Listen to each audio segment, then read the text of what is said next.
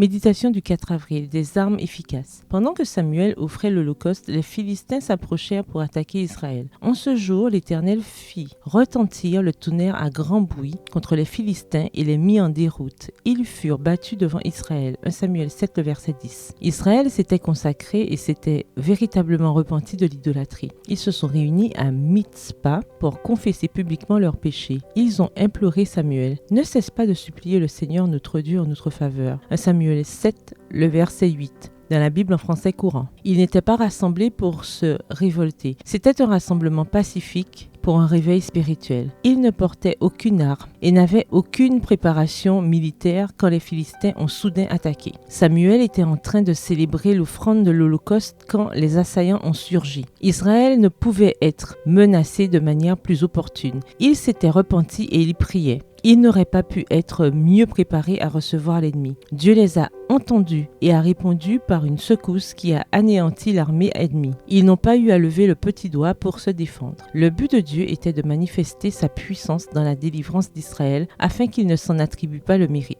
Il a permis que les Israélites soient défiés par leurs ennemis quand ils étaient désarmés et sans défense. Alors le capitaine des armées du Seigneur a mis l'armée du ciel en ordre de bataille pour détruire les ennemis de l'Éternel. L'humilité de cœur et l'obéissance à la loi divine sont plus acceptables pour Dieu que les sacrifices coûteux d'un cœur rempli d'orgueil et d'hypocrisie. Dieu ne défendra pas ceux qui vivent en transgressant sa loi. Avez-vous peur de quelqu'un ou de quelque chose qui vous menace? Quels sont vos agresseurs aujourd'hui? Une maladie, la pandémie, le manque de travail, les conflits migratoires, économiques, familiaux, professionnels ou religieux? Vos armes les plus efficaces restent les mêmes. L'humilité du cœur, la confession sincère du péché et l'obéissance à Dieu. Ensuite, attendez avec confiance que sa promesse s'accomplisse. Je suis sûre que vous verrez le résultat promis. Ma plus jeune fille avait quitté la maison pendant ces années de rébellion. J'ai avoué à Dieu mes fautes en tant que mère. Je l'ai supplié de prendre soin d'elle. Elle ne répondait ni aux appels ni aux messages. Ma prière a été interrompue par un coup à la porte. « Qui est-ce » ai-je demandé. « C'est moi, maman » a répondu ma fille. Je l'ai prise dans mes bras et l'ai accueillie. Ésaïe 65, le verset 24, c'est accompli.